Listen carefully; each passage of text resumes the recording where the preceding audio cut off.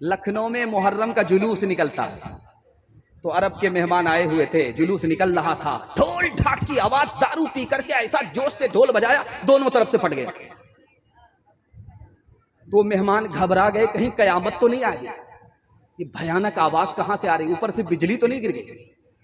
तो लोगों ने कहा आपको पता नहीं है, ये इमाम हुसैन का जुलूस निकल रहा है, इमाम हुसैन की शहादत को मनाया जा रहा है। तो अरब के मेहमान हाथ मलते हुए कहने लगे, अफसोस इन बेवकूफ़ों को 1400 साल के बाद खबर हुई, ये मामला तो बहुत पुराना हो चुका है।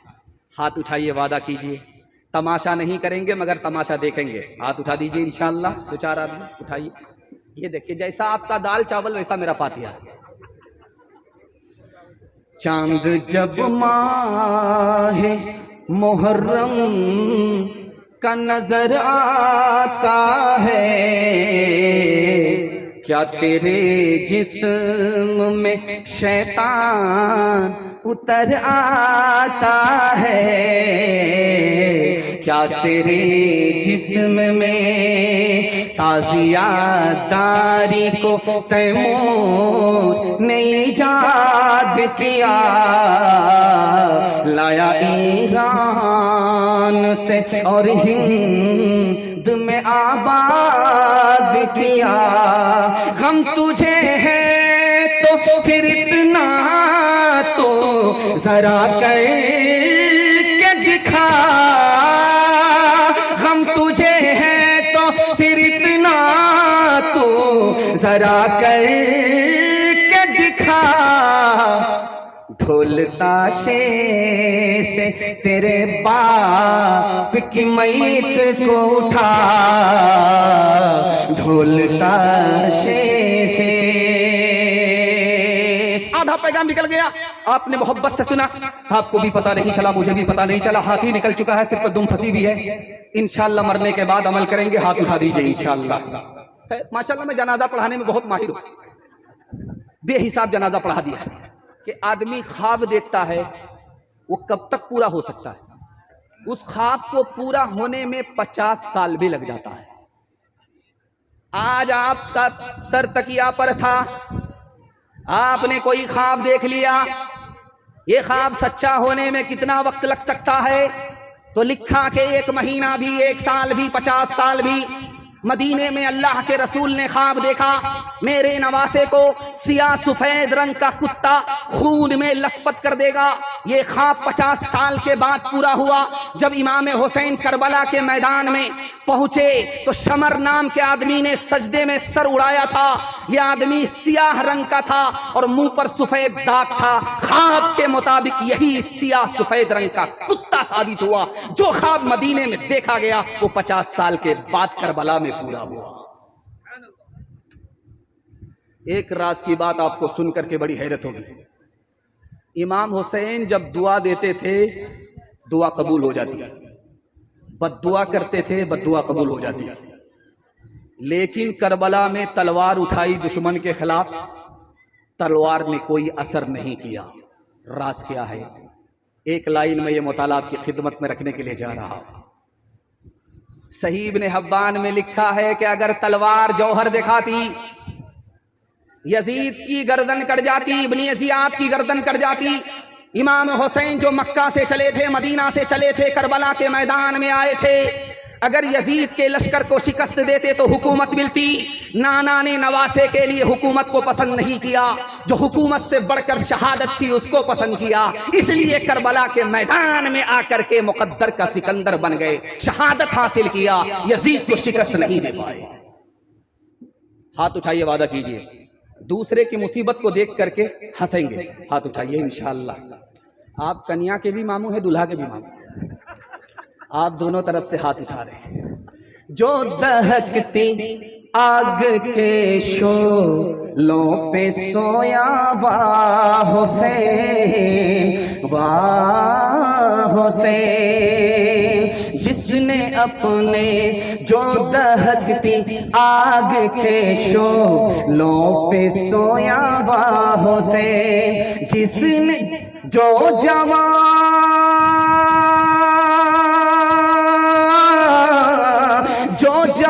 बेटे की मैयत पे न रोया वाह हुसैन, जिसने अपने खून से करबल को सींचा वाह हुसैन, जिसने अपने खून से करबल को सींचा वाह हुसैन, जिसने सब कुछ खो के भी कुछ न खोया वाह हुसैन, जो जवां बेटे की मैयत पे न रोया वाह हुसैन। दूसरा पैगाम आपकी खिदमत में, मैं डर गया था कि पता नहीं जलसा होगा कि मिलाद होगा, लोग खा पी करके सुनने के लिए बैठे हैं, सो जाएंगे और गुलसिता में नहीं कब्रिस्तान में होंगे। मैं डर गया था, लेकिन जब मैं आया तो देखा कि मिलाद नहीं है, माशाल्लाह जलसा है, लोग बेदार हैं, वरना मैं अगरबत्ती मोमबत्ती सब जला करके सबका फातिहा करके निकल जाता। अल्लाह इस जलसे को सलामत रखे। जब मैं आया इस बस्ती के किस्से को सुना तो दिल खुश हो गया कि इस बस्ती पर अल्लाह की खास इनायत है। ये लोग गुनाह में पड़ना चाहते हैं, लेकिन खुदा टांग खींच करके इनको बचाना चाहता है। अल्लाह इस सिलसिले को क़यामत तक कायम रखे। हमारे जवानों को हर खुराफात से अल्लाह कदम कदम पर मामून व महफूज फरमाए। दूसरा नमूना आपकी खिदमत पर रखता हूँ, ध्यान से इसको सुनिएगा, तेजी के साथ निकलेगा। मस्जिद से सहाबी रसूल निकल रहे, हजरत अबू बकर नाम है, निकले, एक छोटा सा बच्चा को देखा, गोद में उठाया, उसको चूमने लगे। पीछे हजरत अली ने कहा कि अबू बकर, पता है कि जिस बच्चे को चूम रहे हो, जिसको तुमने गोद में लिया और उसकी पेशानी को बोसा दे रहे हो, उसके चेहरे को चूम रहे हो, ये बच्चा किसका है? तो अबू बकर रजी अल्लाह ने फरमाया कि पता है कि अली का बेटा है, नबी का चेहरा है, इसलिए चूम रहा। दूसरे नमूने को आपकी खिदमत में रखता हूं। मुल्क शाम से अमीर मुआविया रजी अल्लाह ने कासिद को भेजा कि मदीना जाओ, मदीना जा करके एक जवान से मेरे लिए दुआ कराओ, अगर उस जवान ने मेरे लिए दुआ कर दिया, मेरी दुनिया भी बन जाएगी, मेरी आखिरत भी संवर जाएगी। का मैं तो जा रहा हूँ, उस जवान से दुआ करने के लिए नाम पता तो बता दो। का नाम पता बताने की जरूरत नहीं है, वो एक ही जवान है, चांद है, लाखों में एक है, करोड़ों में एक है। बेटा तो अली का है, अदा नबी की है, जिसमें नबी की अदा छलक जाए वही हुसैन है, उससे मेरे लिए दुआ कराना।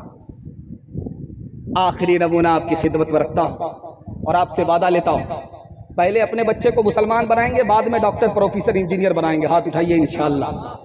जहां फ्री में तालीम होगी वहीं पढ़ाएंगे। हाथ उठाइए इंशाअल्लाह। माशाअल्लाह, मैं देख रहा हूं आप लोग कहाँ हैं, जरा जलसा खत्म होने दीजिए, मुलाकात करते हैं।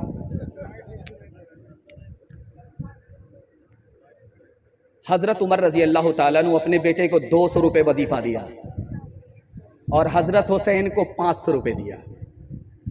तो हजरत उमर के बेटे ने कहा कि मैं जवान हूं, मुझको 200 रुपये दे रहे हो, और ये हुसैन बच्चा है, इसको 500 रुपये दे रहे हो।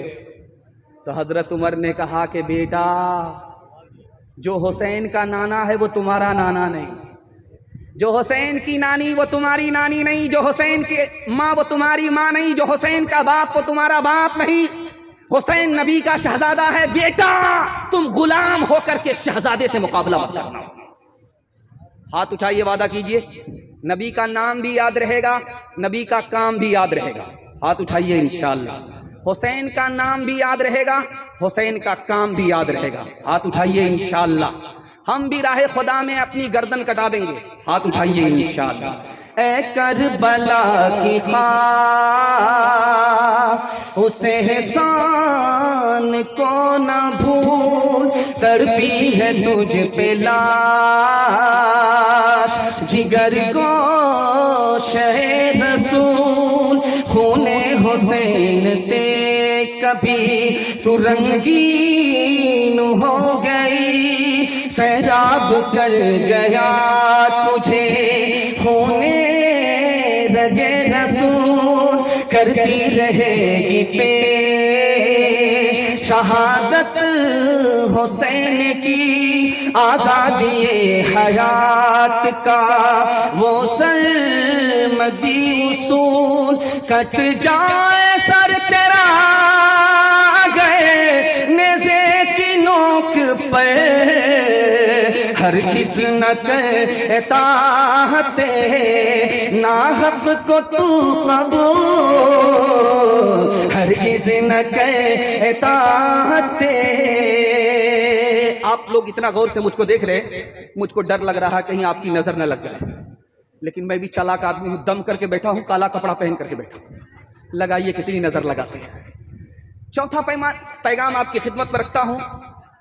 मैंने आकर के सुना, 12 बजे मैं पहुंचा तो मेरे मेजबान ने बताया कि 2005 से इस गांव में मुहर्रम का ढोल नहीं बजता। बड़ा दिल खुश हुआ कि भाई, मैंने पूछा कैसा हुआ कैसे, कहा कि ढोल बजाने में किसी की जान चली गई, उसकी हिफाजत के लिए लोगों ने कसम खा ली। बाद में 2-3 जवान ने सोचा कि नहीं, हो गया पुराना मामला, हो गया, नया कर देते हैं, ढोल बजाते हैं, तो वही जवान अल्लाह को प्यारा हो गया। यानी ये लोग गुनाह में पड़ना चाहते हैं, लेकिन अल्लाह ताला रहमत की रस्सी डाल करके इसको खींचना चाहता है। इस बस्ती पर अल्लाह की खास मेहरबानी है। मैं दुआ करता हूँ, मेहमान भी हूँ, मुसाफिर भी हूँ, मैं दुआ करता हूँ अल्लाह आपकी अपनी रहमत के साए में आपको जगह नसीब फरमाए। मैं एक नमूना आपकी खिदमत पे देने के लिए जा रहा हूँ। 300 साल कोई ढोल ढाक नहीं था, 300 साल। ये शुरू कहाँ से हुआ? इराक में। इराक में एक बादशाह था, उसका नाम था मुइज़ुद्दौला देलमी। उसने ऐलान किया कि लोगों दुकान बंद करो, चेहरे को कालिक लगा करके काला करो, औरतों से कहा कि तुम सर से कपड़ा उतारो, सीना को पीटो, बाल को नोचो और जुलूस निकालो, मातम का जुलूस निकालो। ये पहला जुलूस था जो इस धरती पर 300 सदी के बाद वजूद में आया। ये किसी आलिम और सहाबी की सुन्नत नहीं, किसी बादशाह के वोट बैंक की सुन्नत है। अब एक बात आपके इल्म में दे दूं, अल्लाह आपके इल्म में इजाफा फरमाए, मेरे मुताला को ताज़ा फरमाए। हिंदुस्तान में 800 साल कोई ढोल ढाक नहीं था। 800 साल हिंदुस्तान में कोई ढोल ढाक नहीं था। शहनशाह तैमूर का जमाना आया, उसने करबला से कब्र मंगाई। ये इमाम बाड़ा बना है 800 साल के बाद हिंदुस्तान में। उसने वहां से कब्र मंगाई, नकली कब्र। जैसे उस कब्र की जियारत होती है उसी तरह इस कब्र की जियारत कराई। नतीजा ये हुआ कि 800 साल पहले जो करबला में सिलसिला शुरू हुआ था वो हिंदुस्तान में 800 साल के बाद शुरू हुआ। ये किसी आलिम की सुन्नत नहीं है, किसी अकाबिर की सुन्नत नहीं है, किसी मदरसे की सुन्नत नहीं है, किसी ईदगाह की सुन्नत नहीं है, बल्कि बादशाहों के खुराफात। चौथा पैगाम आपकी खिदमत में, छोटे छोटे बच्चों के हवाले से, आपके बच्चे जाग रहे हैं, मैं इनके वास्ते दुआ करता हूं अल्लाह इनके मुकद्दर को जगाए। हाथ जोड़ करके एक बात आपसे कहता हूं, आप 3 एहसान अपने बच्चों पर करते हैं, बच्चे सबको भूल जाएंगे, किसी को याद नहीं रखेंगे। अच्छा खाना खिलाते हैं, बच्चे भूल जाएंगे। अच्छा कपड़ा पहनाते हैं, बच्चे भूल जाएंगे। अच्छा मकान बना करके दिया है, भूल जाएंगे। एक एहसान कर दीजिए, कभी नहीं भूलेंगे। आप जाहिल है, कोई फर्क नहीं पड़ता, अपने बच्चे को पढ़ा लिखा दीजिए, जिंदगी पर एहसान याद रखें। हजरत अली से पूछा गया, किसी यहूदी ने पूछा, ये बताओ वो 2 दोस्त कौन है जो कभी दुश्मन नहीं होते? वो दुश्मन बताओ जो कभी दोस्त नहीं हो सकते। इधर सवाल हुआ, उधर जवाब दिया। 2 दोस्त कभी दुश्मन नहीं होते, जिस्म और रूह। 2 दुश्मन कभी दोस्त नहीं होते, जिंदगी और मौत। अमीर मुआविया रज़ी अल्लाह अन्हु से पूछा, ये बताओ वो कौन सा पानी है जो आसमान से गिरा नहीं, जमीन से टपका नहीं? जमीन से टपका नहीं, आसमान से गिरा नहीं। अभी मेहमान खाने में था तो मौलाना बता रहे थे कि यहाँ बारिश नहीं हुई है, पानी सूख रहा है, ट्यूबवेल से भी पानी सूख रहा है। मुझे बड़ा सदमा हुआ कि मैं अभी उत्तर प्रदेश से आया हूँ, ठौना भर पानी मैंने देखा है खेत में लगा हुआ, यहाँ बारिश नहीं है। मैं मुसाफिर भी हूँ और मेहमान भी हूँ, और आप कबूलियत की घड़ी में जलसा सुन रहे हैं। मैं दुआ करता हूँ आप आमीन कहिए। अल्लाह इस बस्ती को भी रहमत की बारिश से माला माल फरमाए, हर मुश्किल को अल्लाह आसान फरमाए। अमीर मुआविया रज़ी अल्लाह अन्हु से पूछा गया, वो कौन सा पानी है जो आसमान से गिरा नहीं, जमीन से टपका नहीं? वो कौन सा पानी है? इधर सवाल खत्म हुआ, उधर जवाब दिया कि नबी की उंगली से जो चश्मा फूटा था, ये वो पानी है जो आसमान से गिरा नहीं, जमीन से टपका नहीं। तीसरा सवाल पूछा इमाम हुसैन से। इमाम हुसैन ने एक साइल से पूछा, मैं पूरी थैली दे दूंगा अगर तुम मेरे 3 सवाल का जवाब दोगे। तो साहिल बोला कि आप बताइए। तो इमाम हुसैन ने उस साहिल से पूछा कि सबसे अफजल अमल कौन सा है। वो भीख मांगने वाला कितना इल्म रखता था, फौरन जवाब देता है अल्लाह पर ईमान लाना सबसे अफजल अमल है। दूसरा सवाल पूछा कि नजात कैसे मिलेगी, अल्लाह के अजाब से बंदा बचेगा कैसे। इधर सवाल खत्म हुआ, वो साइल होकर के फौरन जवाब देता है अल्लाह पर भरोसा कर लो, यहां भी नजात पा जाओगे वहां भी नजात पा जाओगे। आपके बच्चों के लिए अजीम तोहफा। इमाम हुसैन ने उस साइल से पूछा कि वो कौन सी चीज है जिससे आदमी खूबसूरत होता है।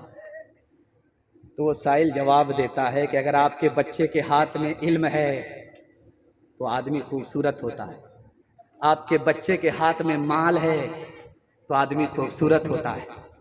तो कहा कि अगर माल ना हो, इल्म ना हो, का उस पर बिजली गिरे, बज्जड़ गिरे, जमीन फट जाए, उसमें समा जाए, मुझको देर हो रही है, पूरी थैली दीजिए, आपने वादा किया है, हाथ उठाइए, वादा कीजिए अपने बच्चे को पढ़ाएंगे लिखाएंगे, हाथ उठाइए इंशाअल्लाह। डॉक्टर का फीस नगद होगा, मदरसे का चंदा उधार, हाथ उठाइए इंशाअल्लाह।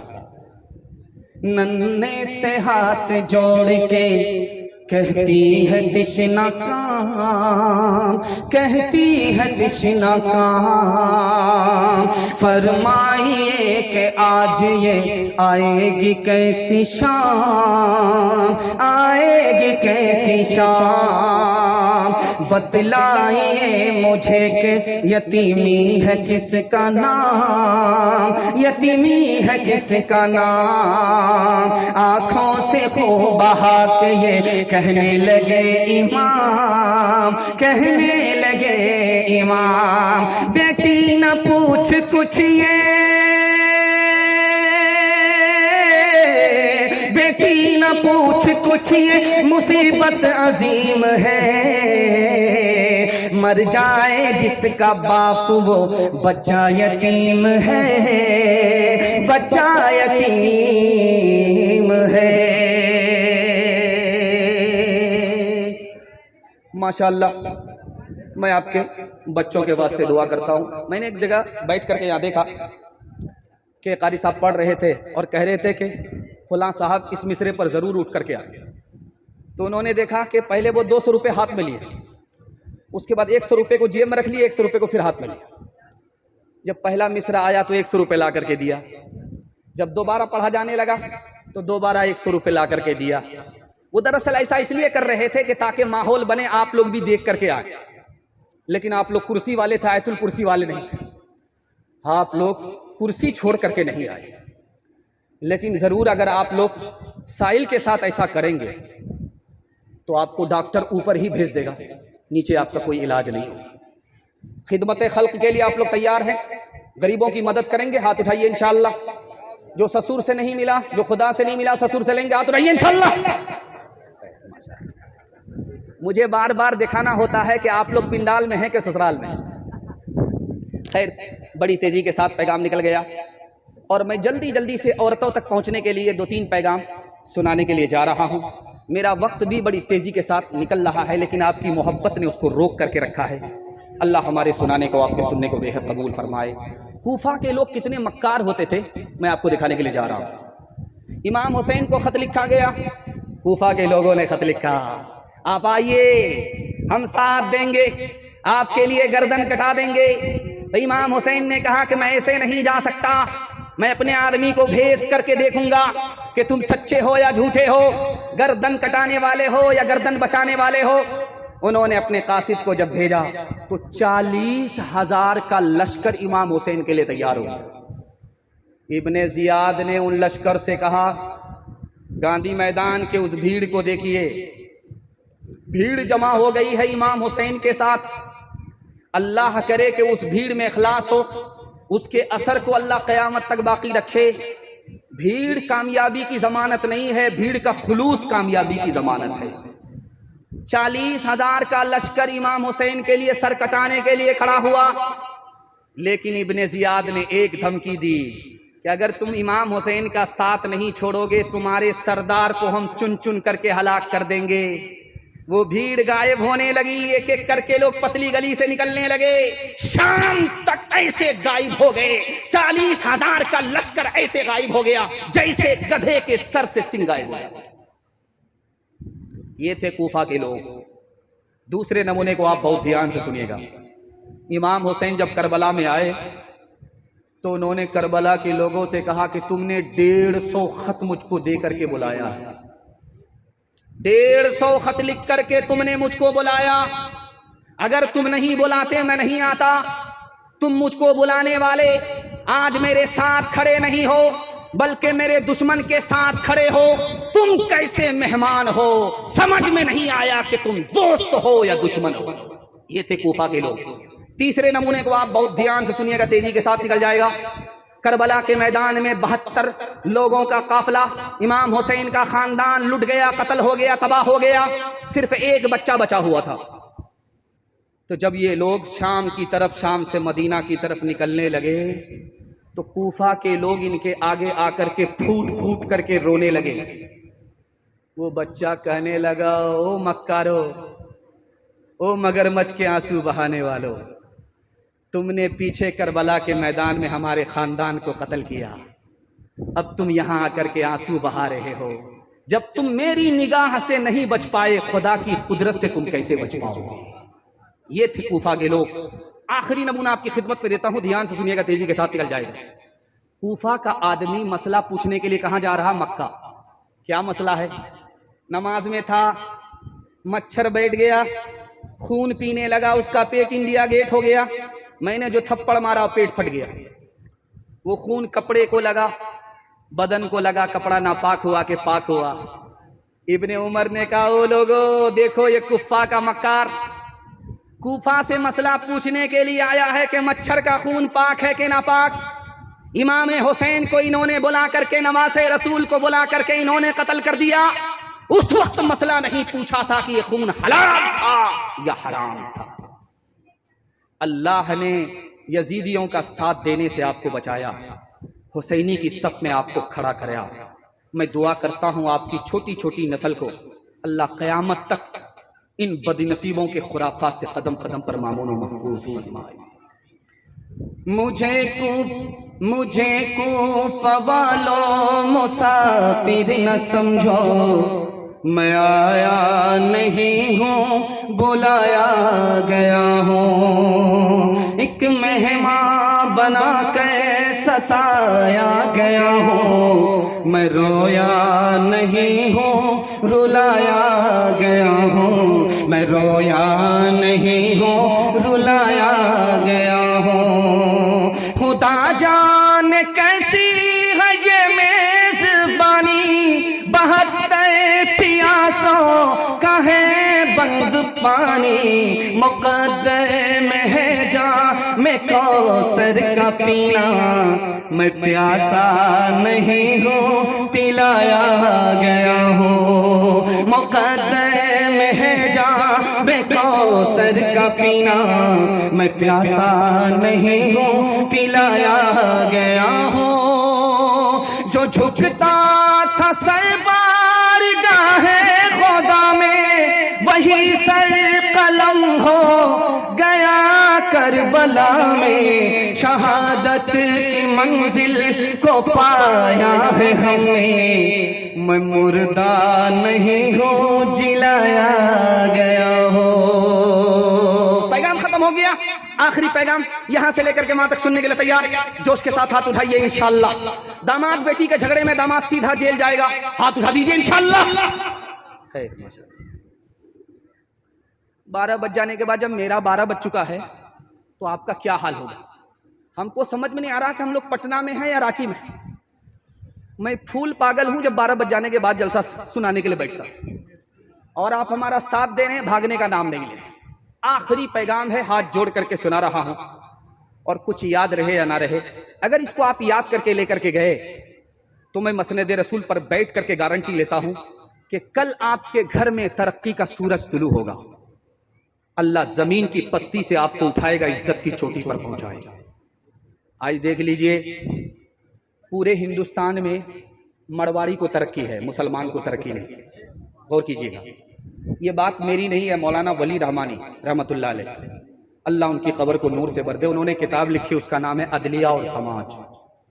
उस किताब में लिखा कि पूरे समाज में, हिंदुस्तान में सिर्फ एक समाज तरक्की कर रहा है, उसका नाम है मरवाड़ी। और मरवाड़ी को तरक्की क्यों है? 2 वजह से। मरवाड़ी का मुकदमा अदालत में जाता ही नहीं। आप जाइए अपनी कचहरी में जाकर के पूछिए, हाई कोर्ट है, सुप्रीम कोर्ट है, पूछिए वकीलों से, मरवाड़ी का मुकदमा आता है तो वो डायरेक्ट बोलेगा आता ही नहीं। क्यों भाई? मरवाड़ी का झगड़ा होता है, लेकिन घर में बैठ करके हल हो जाता है, अदालत में नहीं जाता। इसलिए मरवाड़ी को तरक्की है। 2011 की रिपोर्ट उठाइए, मुसलमानों का झगड़ा अदालत में कितना है? सिर्फ डोरी एक्ट का झगड़ा 33 हजार एक जिला में चल रहा है। इस घर को आग लग गई, घर के चराग। और मरवाड़ी को तरक्की क्यों है? मरवाड़ी की एक आदत है, जब उसमें कोई नीचे गिरता है तो सब लोग मिल करके उसको संभालते। 100 मरतबा गिरेगा, 100 मरतबा संभालेंगे, जिंदगी भर गिरेगा, जिंदगी भर संभालेंगे। क्यों? कौम का आदमी है, तरक्की से पीछे रह जाएगा, कौम उसको संभाल करके चलती है कि उसको अलग नहीं होने देंगे, तरक्की से पीछे नहीं होने देंगे। मुसलमानों में सपोर्ट की बात तो दूर की है, मदद की बात तो दूर की है, सहारा देने की बात दूर की है। घर में कोई आदमी तरक्की का आसमान अगर छूता है तो घर का ही आदमी उसकी टांग पकड़ करके नीचे करता है, बेटा इतनी जल्दी ऊपर जाने की जरूरत नहीं है। इसलिए तो मुसलमान को तरक्की नहीं है, मरवाड़ी को तरक्की है। हाथ उठाइए, वादा कीजिए, मोहब्बत से जिएंगे, मोहब्बत से मरेंगे, नफरत नहीं करेंगे, माफ करेंगे, दूसरे की मदद करेंगे, मदद से हाथ नहीं खींचेंगे इंशाअल्लाह। अभी आपने देखा होगा कि रमजान गुजरा, रमजान में एक जुमा आई, उसका नाम था अलविदा जुमा। जुमा आया था, उसका नाम था अलविदा जुमा।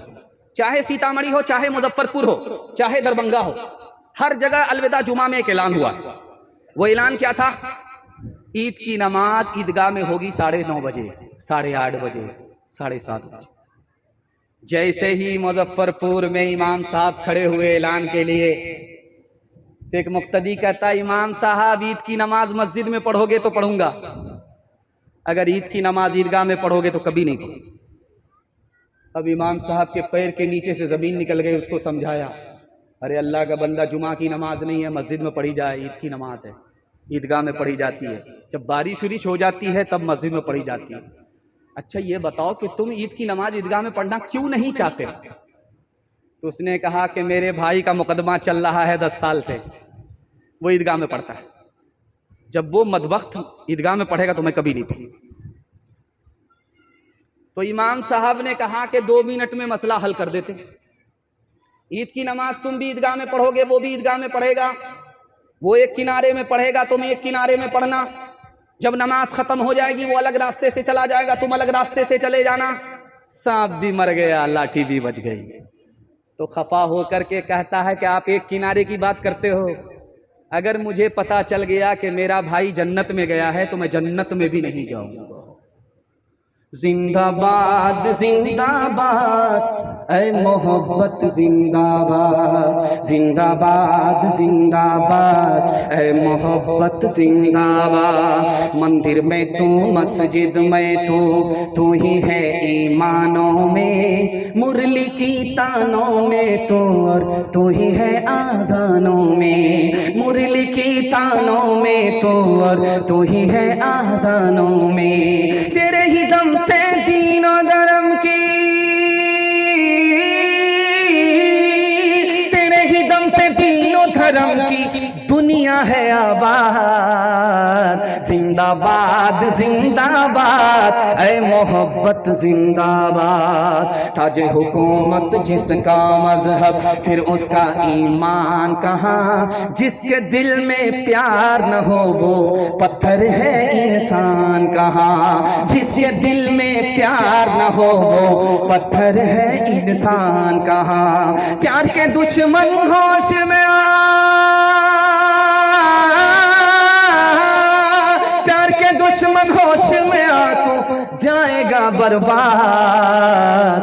जिंदाबाद जिंदाबाद ऐ मोहब्बत जिंदाबाद।